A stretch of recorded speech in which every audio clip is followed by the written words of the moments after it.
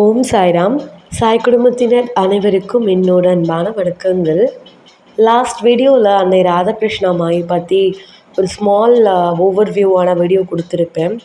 அதுக்கு நீங்கள் எல்லாருமே கொடுத்த காம்ப்ளிமெண்ட் ரொம்ப சந்தோஷமாக இருந்தது. ஒரு 2 or 3 மெம்பர்ஸ் அதில் சொல்லியிருந்தீங்க, தெரியாத விஷயத்தை தெரிஞ்சுக்கிட்டோன்னு சொல்லிட்டு. In that way I am so happy. ஏன்னா எனக்கு வேண்டியது அதுதான். இப்போ நம்ம எல்லாருக்கிட்டையுமே பாபாவோட நோட்டபிள் டிவோட்டிஸ் கேட்டால் மஹல்ஜபாதி பைஜுமாய் சொல்லுவோமே கண்டி. We all forgot to say the name Radhakrishna மாயி பிகாஸ் மோஸ்ட் ஆஃப் த பீப்புளுக்கு தெரிஞ்சிருக்கிறதுக்கு வாய்ப்பில்லை, இன்க்ளூடிங் மீ. ஸோ அதனால் நான் தெரிஞ்சுக்கிட்ட எந்த ஒரு விஷயத்தை உங்கள் எல்லாருக்கிட்டையும் ஷேர் பண்ணணும்னு ஆசைப்பட்டேன். அண்டு லக்கிலி அதை பண்ணிட்டேன்னு நினைக்கிறேன். ஸோ இப்போ இந்த வீடியோலையுமே பார்த்திங்கன்னா நான் ரொம்ப ஃபஸ்ட்டு சொன்ன வீடியோவில் விட ரொம்பவே இந்த வீடியோ ஷார்ட் அண்ட் ஸ்வீட்டாக தான் முடிய போகுது. பட் இந்த வீடியோ கீழே நீங்கள் கொடுக்குற ஆதரவை பொறுத்து அன்னை ராதாகிருஷ்ணா அம்மாவை பற்றி ரொம்ப டீட்டெயில் வீடியோ, இன்னும் நிறைய விஷயங்கள் அவங்க ஷிரடியில் பாபா கூட ட்ராவல் பண்ண டைமில் நடந்திருக்க விஷயங்கள் எல்லாமே ஷேர் பண்ணணும்னு நீங்கள் ஆசைப்பட்டீங்கன்னா உங்கள் கமெண்ட்ஸ் பொறுத்து வில் டூ இட் லேட்டர். அது ஒரு பக்கம் இருக்கட்டும். ஸோ இப்போ லாஸ்ட் வீடியோவில் நான் எப்படி முடிச்சிருப்பேன்னா, இவங்க ராதாகிருஷ்ணா அம்மாயி ஷிரடி வந்ததுலேருந்து அவங்க தான் பாபாவுக்கு பிரேக்ஃபாஸ்ட் ப்ரிப்பேர் பண்ணி கொடுக்குறதா இருந்திருக்காங்க. ஸோ பாபாவுக்கு வர பிரசாதம் இவங்களுக்கு பாபா கொடுத்துருக்காரு. இப்படி இருக்கச்சு நிலமையில் பார்த்திங்கன்னா, ராமநவமி இவ்வளோ நாள் ஷிரடி மக்களுக்கு அந்த ராமநவமியை பெருசாக கொண்டாடாதவங்க ஆஃப்டர் ராதாகிருஷ்ணா மாயி அதை எடுத்து அந்த ஒரு ஃபெஸ்டிவலை அவங்க முன் நின்று நடத்துடுறாங்க. அப்போ பார்த்திங்கன்னா அந்த கூட என்ன சொல்கிறது, ராதாகிருஷ்ண அம்மாய்க்கு ஹெல்ப்பாக டாட்டியா இருக்கார் இல்லையா, அவர் இருக்கார். ஸோ ராதாகிருஷ்ண அம்மாயி என்னென்னா, Vittal who is in Pandharipuram அவருக்கு கொடுத்த எல்லா சகல சம்பிரதாய மரியாதை எல்லாமே பாபா ஷுட் கெட் அப்படின்றது நினச்சாங்க. And also she did it. பாபாவுக்கு அதை மாதிரி தான் அவங்க பண்ணாங்க. அது மட்டும் இல்லாமல் இப்போ வரைக்கும் ஷிரடியில் பாபாவுக்கு சாவடி ஊர்வலம் தேர்ஸ்டே நடக்கும் இல்லையா, அதை ஃபஸ்ட்டு தொடங்கி வச்ச ஒரு ஆள் யார் அப்படின்னா இட்ஸ் நந்தின் அவர் ராதாகிருஷ்ணா மாயி. அவங்க தான் இதை ஸ்டார்ட் பண்ணியிருக்காங்க. ஸோ பாபா சாவடி வரப்போ இவங்க பாபாவுக்கு கூட போயிட்டு டிவோஷ்னலாக நிறையா விஷயங்கள் பாடுறது. அவங்க அந்த டிவோஷ்னலாக அவங்க பாடும்போது நல்லா மெலோடியஸாக ரொம்ப ஃபீல் பண்ணி ரொம்ப ஹாப்பி ஃபேஸோடு பாடுவாங்கன்னு தான் சொல்கிறாங்க. She begins with happy face. ஆனால் அந்த பாட்டை முடிகிறப்ப she couldn't control her tears. அவங்கள அறியாமையே அவங்க கண்ணில் இருந்து தண்ணி வர ஆரம்பிச்சிருமாமா. அது அவங்களோட விதியை நினச்சி அவங்க அலவறதுண்டா, இல்லை இவ்வளோ ஒரு ஆரா ஃபுல்லாக பாசிட்டிவால் நிரம்பியிருக்க பாபா கூட நாங்கள் இருக்கோம் அப்படின்றத நினச்சி அவங்க அழுவாங்களான்னு சொல்லிட்டு யாருக்குமே தெரியாது. பட் ஆஃப்டர் எவ்ரி சிங்கிங் இது ரெகுலராக நடக்கிற ஒரு விஷயமாக தான் இருந்திருக்கு. ஸோ இன்றைக்கி ஷிரடியில் அந்த ஷிரடி சன்ஸ்தான் இயங்கிட்டுருக்க இந்த ஒரு விஷயத்தை Radhakrishna Mayi how started years and years ago. So அவங்க ஆரம்பித்து வச்ச அந்த விஷயம்தான் இப்போ வரைக்கும் ஷிரடி சேத்திரத்தில் சாவடி ஊர்வலமாக இருக்கட்டும், ராமநவமியாக இருக்கட்டும், இது எல்லாமே விமர்சையாக கொண்டாடுறதுக்கான பெரும் காரணம் ராதாகிருஷ்ணா அம்மாயாக தான் இருந்திருக்காங்க. இப்போ சொல்லுங்கள், இப்படிப்பட்ட ஒரு டிவோட்டியை நம்ம ஞாபகம் வச்சுக்கலாமா, இருக்கலாமா ஆஸ் அ பாபா டிவோட்டி? கண்டிப்பாக கூடாது. ஏன்னா இன்றைக்கி சாவடி ஊர்வலத்தில் பாபாவுக்கு நீங்கள் நிறைய பேர் பார்த்துருப்பீங்கன்னு நினைக்கிறேன். நீங்கள் சப்போஸ் பார்க்கலன்னா கூட நீங்கள் சர்ச் பண்ணி பாருங்கள். சாவடி ஊர்வலத்தில் பாபா அவருக்கு அந்த சிம்லி இருக்குது இல்லையா, அது பாபா கிட்ட வைப்பாங்க. உண்மையாகவே அதிலிருந்து ஒரு நம்ம ப்ரீத் ஹென்னால் பண்ணி எக்ஸால் பண்ணும்போது அது எப்படி ஒரு ஃபீல் கொடுக்கும். ஸ்டில் அந்த மாதிரியான ஒரு விஷயம் எவ்ரி தேர்ஸ்டே நடந்துக்கிட்டு தான் இருக்குது. அதுதான் அவர் சொல்லவா வேணும். He is a miracle of man and why நம்ம சொல்லிக்கிட்டெல்லாம் இருக்கணும். அதனால் அதெல்லாம் நம்ம சொல்கிறதுக்கு வார்த்தையே கிடையாது. அதனால் இப்படிப்பட்ட ஒரு டிவோட்டியை நம்ம தெரியாமல் இருக்கவே கூடாது. பாபா பக்தர்கள் அனைவருமே every one should know about Radhakrishna Mayi. அதனால தான் அவங்க எல்லாருக்கிட்டேயுமே இந்த விஷயத்த நான் ஷேர் பண்ணுறது உண்டு.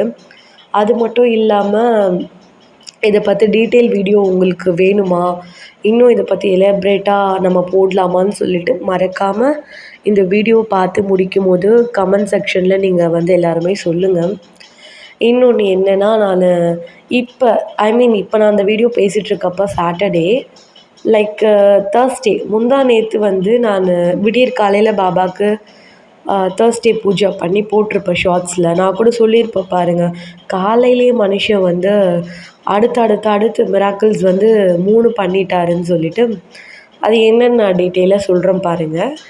என்னென்னா, நான் வந்து பாபாவுக்கு யூஷுவலாக ட்ரெஸ் வந்து போட்டு விடுறது உண்டு. அப்போ வந்து என்கிட்ட வஸ்திரம் வந்து இருக்குது. உங்கள் எல்லாருக்குமே தெரியும், அச்சிரப்பாக்கம் பாபா கோயிலில் பாபா யூஸ் பண்ண வஸ்திரம் வந்து என்கிட்ட இருக்கிறது. ஸோ அதில் ஒரு வஸ்திரம் வந்து பிளாக் கலர். எனக்கு அது ரொம்ப பிடிச்சிருந்தது. இப்போ வந்து யூஷுவலாகவே நம்ம எல்லாருக்குமே ஃபேவரட் கலர் லிஸ்ட்டில் பிளாக் வந்து கண்டிப்பாக இருக்கும். ஸோ நம்மளுக்கே பிளாக் பிடிக்கும்போது பாபாவுக்கு அதை போட்டு அழகு பார்க்கணுன்னு எனக்கு ரொம்ப ஆசையாக இருந்தது. அதுவும் பாபா வந்து நல்லா ஒயிட்டாக இருக்காரா, அந்த மார்பிள் கலருக்கும் லைக் அந்த பிளாக் கலருக்கும் செம்மையாக இருக்கும். எனக்கு முதல்ல ஆசை போட்டு பார்க்கணும் அப்படின்னு சொல்லிட்டு. ஓகேன்னு சொல்லிட்டு வஸ்திரம் எல்லாமே கையில் எடுத்துட்டேன். நான் பாருங்கள், நான் வச்சிட்ருக்க பாபா வந்து 1 ஃபீட் பாபா. பட் நான் வச்சிட்ருக்க வஸ்திரம் வந்து கோயிலில் இருக்க பாபாலாம் யூஸ் பண்ணுற வஸ்திரம். அப்போ நம்ம எல்லாருக்கும் தெரிஞ்ச விஷயம், அந்த வஸ்திரம் வந்து பாபாவுக்கு போட முடியாது. நம்ம வந்து கட் பண்ணி தான் போட முடியும். நான் வந்து கையில் வந்து கத்திரிக்கோலும் எடுத்துட்டேன், சிசரும் எடுத்துட்டேன்.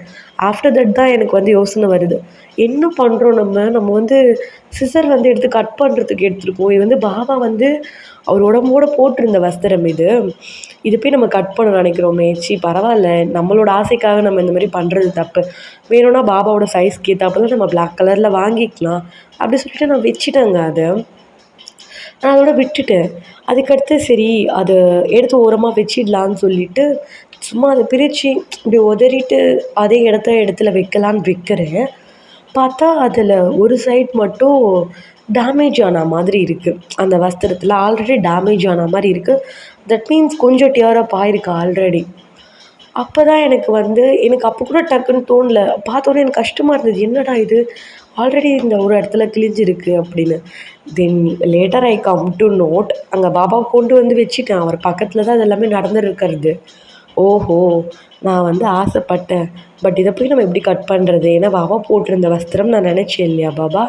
ஸோ தட் நீங்கள் பண்ண வேலை தானே இது அப்படி சொல்லிவிட்டு எனக்கு நல்லாவே தெரிஞ்சிருச்சு. பார்க்குறவங்க இதை எப்படி எடுத்துக்க போகிறீங்கன்னு தெரியல. பட் ஃபேக்ட் அதுதான். எனக்கு அது நல்லாவே தெரியும். பிகாஸ் எனக்கும் என் பாபாவுக்கும் இருக்கும் அந்த அந்த கனெக்ட் வந்து I know it well. So அதனால் நான் அதை புரிஞ்சுக்கிட்டு என்ன பண்ணேன், ஓகே இப்போ நம்ம அது வந்து நான் பாபாவுக்கு போடாமல் இருந்திருந்தா கூட அந்த வஸ்திரம் வந்து நான் அந்த மாதிரி கட் தான் பண்ணியிருந்துருக்கணும். அப்போ தான் நான் நெக்ஸ்ட் கூட டெய்லர்கிட்ட கொடுத்து அந்த ஓரம் வந்து தையல் போட்டிருக்க முடியும், ஸ்டிச் போட்டிருக்க முடியும். ஸோ தட் நான் வந்து அழகாக அந்த எந்த இடத்துல வந்து டேமேஜ் இருக்கோ அதை மட்டும் அப்படியே சிசரில் வந்து கட் பண்ணிவிட்டு போயிட்டா, அது வந்து அப்படியே வந்து அந்த கொஞ்சம் டேமேஜாக இருக்குல்ல, அதை மட்டும் லைட்டாக கட் பண்ணிட்டேன். பட் நான் அதையுமே வேஸ்ட் பண்ணலை. அதை கட் பண்ணிட்ட பிறகு அந்த சைஸ் பார்த்துறப்ப என்னோடய பாபாவுக்கு கரெக்டாக இருக்குது. ஸோ கன்ஃபார்ம்டு இவர் பண்ண வேலை தான் இதுன்னு சொல்லிட்டு. ஸோ அதுவே வந்து ஃபர்ஸ்ட் மிராக்கிள். தென் செகண்ட் வந்து என்னென்னா, எனக்கு வந்து ரொம்ப நாளாக பாபாவுக்கு வந்து ₹9 ₹1 காயின் வந்து முடிச்சு வைக்கணும். ஏன்னா பாபாவுக்கும் அந்த 9 காயின்ஸ்க்கும் நிறைய கனெக்ட் இருக்குது இல்லையா.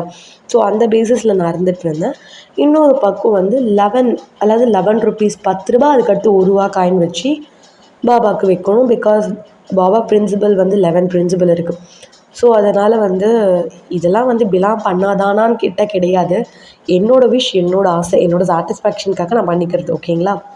ஸோ அதனால் நான் நினச்சிக்கிட்டே இருந்தேன். பட் அதுவுமே தள்ளி போச்சு.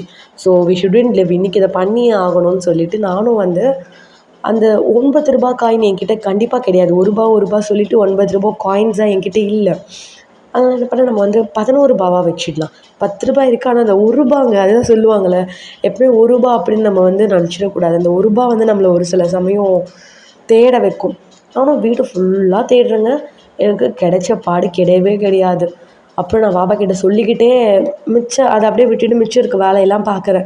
ட்ரெஸ் போட்டு விட்டுக்கிட்டு அவருக்கு லைக் விளக்கு ஏற்றுறதுக்கு முன்னாடி விளக்கு எல்லாமே திரி போட்டு அவகிட்ட அப்படி சொல்லிகிட்ருக்கேன், பாபா உங்களுக்கு நான் அந்த காயின் வந்து முடிச்சு வைக்கணும்னு ஆசையாக இருக்குது. சப்போஸ் நீங்கள் வில்லிங்காக இருக்கீங்க அப்படின்ற பட்சத்தில் எனக்கு எப்படியாவது ஒரே ஒரு ரூபா மட்டும் எடுத்து கொடுத்துடுங்க Baba. I am so happy and உங்களுக்குமே அதில் வந்து உடன்பாடு இருக்குன்ற மாதிரி நான் எடுத்துக்கிறேன் அப்படின்னு நான் சொன்னது தப்பா? கொஞ்ச நாள்லேயே போய் பார்த்தீங்கன்னா சாரி கொஞ்ச நாள்ன்ற பாருங்க, கொஞ்ச நேரத்துலேயே போயிட்டு லைக் ஏதோ ஒன்று மறந்துட்டேன்னு சொல்லிவிட்டு ஊதுபத்தி ஸ்டாண்ட் வந்து எடுத்துகிட்டு வரலான்னு சொல்லிட்டு பூஜை ரூமுக்கு திரும்ப போகிறேன். போகும்போது எதுக்கோ இதை எடுத்து பார்க்கலாம் அப்படி சொல்லிட்டு பார்த்தா ஒரு கரெக்டாக ரூபா காயின் வந்து இருக்குது. ஒன்றே ஒன்று தான் இருக்குது. ஓகே, அவருக்குமே இதில் வில்லிங் இருக்குதுன்னு சொல்லிட்டு அதையுமே அப்படியே எனக்கு அப்படியே சிரிச்சுக்கிட்டே தான் அந்த பூஜையெல்லாம் ஸ்டார்ட் பண்ணுது. மனசுக்குள்ளே 1000 வலிகள் இருந்தாலும் இவர் பண்ணிட்டுருக்க இந்த விஷயத்தெல்லாம் பார்த்து அப்படியே ஒரு என்ன சொல்கிறது, ஒரு மைல்டு ஸ்மைலோடவே தான் வந்து பிகின் பண்ணுது. பண்ணிவிட்டு சம்திங் அவர்கிட்ட உட்காந்து பேசினாலே வந்து அலை வந்துடும். அது ஆட்டோமேட்டிக்காக அஸ் ஐ ஆல்ரெடி டோல்ட் யூல. அதனால் எனக்கு அறியாமே தண்ணி வந்துடும். அதுவும் பர்ட்டிகுலராக ரொம்ப எமோஷ்னலாக ஒரு விஷயத்த அவர்கிட்ட நான் உட்காந்து அதை ப்ரே பண்ணி அழும்போது கரெக்டாக வந்து வாட்ஸ்அப்பில் வாய்ஸ் கால் வருது. யாருன்னு பார்த்தா நம்ம சப்ஸ்கிரைபர் ராதாம்மா வந்து கால் பண்ணுறாங்க. ஏன்னா நம்ம சேனலுக்கு வந்து வாட்ஸ்அப் குரூப் ஒன்று இருக்குது. ஸோ அதில் நம்மளோட சப்ஸ்கிரைபர்ஸ் எல்லாமே இருக்காங்க. சப்ஸ்கிரைபர்ஸ் அப்படின்றத தாண்டி என்னோடய ஃபேமிலி தான். என்னோடய குரூப் நேமே வந்து பார்த்திங்கன்னா பாபாவின் துவாரகமாயி. இந்த பேர் எப்படி இருக்குதுன்னு சொல்லிட்டு மறக்காமல் கமெண்ட் பண்ணுங்கள். அண்ட் அந்த குரூப்புக்கு பின்னாடி இருக்க அந்த நேமுக்கு பின்னாடி இருக்க மீனிங் அதை நாங்கள் எப்படி பார்க்குறோன்றது எல்லாமே நான் லேட்டர் உங்களுக்கு வேறு ஒரு வீடியோவில் ஷேர் பண்ணுறேன். இதில் டைம் இருந்ததுன்னா சொல்கிறேன், இல்லைனா வேறு வீடியோவில் ஷேர் பண்ணுறேன். ஓகேங்களா?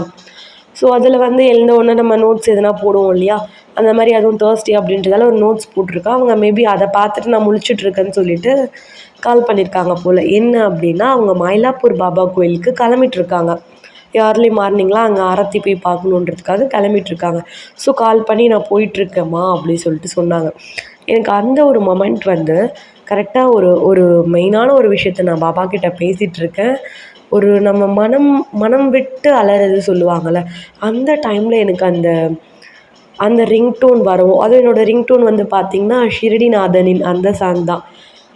ஐ மீன் அந்த ஒரு லிரிக்ஸ் வரும்ல, உனக்கென ஒரு வழி அவன் அமைப்பான், உன் சுமை அனைத்தையும் அவன் சுமப்பான், நீ செல்லும் வழிகளில் வழி துணையாய் அவன், நீ அறியாமலே உடன் வருவான், நீ அறியாமலே உடன் வருவான். ஸோ அந்த லைன் வந்து கரெக்டாக வர்றதும் கண்ட்ரோல் பண்ண முடியல. அதுவும் பாருங்கள், மயிலாப்பூர் பாபா கோயிலுக்கு போகிறேன் அப்படின்றது சொன்னது மட்டும் இல்லாமல் எனக்கு அவங்க போயிட்டு ஃபோட்டோஸ் எல்லாமே ஷேர் பண்ணாங்க. ரொம்ப சந்தோஷமாயிடுச்சு. ஸோ இந்த மாதிரி அந்த ட்ரெஸ் வஸ்திரம் விஷயத்தமாகட்டும், அதில் ஒரு மிராக்கிள், அதுக்கடுத்து அந்த ரூபா காயினில் ஒரு மிராக்கிள், ஒரு விஷயத்த நம்ம வந்து அவர்கிட்ட பேசி எமோஷ்னலாக ஷேர் பண்ணிகிட்ருக்கப்ப அப்படியே டப்புன்னு மூஞ்சி மேலே அரைஞ்சி, நான் உன் கூட இருக்கேன், நீ அழாத, நான் பார்த்துக்கிறேன் அப்படின்ற மாதிரி அந்த இயர்லி மார்னிங்கே பார்த்திங்கன்னா அவ்வளோ ஒரு மிராக்கிள்ஸ் வந்து நடந்தது. ரொம்ப சந்தோஷமாக இருந்தது. அண்டு அந்த எங்களோட குரூப் பேர் வந்து பாபாவின் துவாரகமாயி. அதனோட மீனிங் என்ன அப்படின்னா, பாபாவோட ஷிரடியில் வந்து பாபாவோட சமாதி மந்திர், சாவடி, இது எல்லாத்தையுமே கடந்து இது வரைக்கும் நான் போனது கிடையாது. பட் சொல்கிறேன் நான். எனக்கு இங்கேருந்தே எனக்குள்ளே ரொம்ப பிடிச்ச ஒரு விஷயம் என்ன தெரியுமா? பாபாவின் துவாரகமாயி தான். ஏன்னா பாபாவோட மோஸ்ட் ஆஃப் த டேஸ், அவரோட பெரும்பாலான நாட்கள் வந்து அவர் உட்காந்து பக்தர்களுக்கு வந்து அவர் கொடுத்த அறிவுரைகள் ஆகட்டும், போதனைகள் ஆகட்டும், இட்ஸ் ஆல் அந்த ஒரு ஹோலி பிளேஸ் துவாரகமாயில தான் இல்லையா? So Dwarakamayi refers to the place of என்ன சொல்கிறது, ஒரு மதர்ஹுட், அதாவது ஒரு தாய்மை, தாய் வீடு தான் வந்து துவாரகமாயின்னு சொல்கிறது. ஸோ நாங்கள் எல்லாருமே சேர்ந்து துவாரகமாயி அப்படின்றத அந்த குரூப்பில் இருக்க எல்லாருக்குமே பார்த்திங்கன்னா அது ஒரு வாட்ஸ்அப் குரூப்பாக பார்க்காம ஒரு ஃபோனில் நம்ம அம்மா வீடு இருந்தால் எப்படி இருக்கும் விர்ச்சுவலாக, லைக் அந்த மாதிரி தான் பார்க்கணும். ஓகே சாடி ஓட்டிஸ், ஹோப் இந்த வீடியோ வந்து உங்களுக்கு பிடிச்சிருக்கும்னு நினைக்கிறேன். ஸோ இதை பற்றி டீட்டெயில் வீடியோ அன்னை ராதாகிருஷ்ணா அம்மாயி பற்றி இன்னும் டீட்டெயில் வீடியோ வந்து நம்ம சேனலில் போடலாமான்னு சொல்லிவிட்டு நீங்கள் தான் கமெண்ட்டில் சொல்லணும். நான் வந்து வாட் இஸ் வாட் அப்படின்ற அளவுக்கு உங்களுக்கு சொல்லிட்டேன். இதுக்கடுத்து கண்டிப்பாக வந்து நீங்களே வந்து இன்னும் நிறைய ரெஃபர் பண்ணுவீங்கன்னு நினைக்கிறேன். வேறு ஒரு நல்ல வீடியோவில் அகைன் நம்ம எல்லாருமே மீட் பண்ணலாம். ஓம் சாய்ராம்.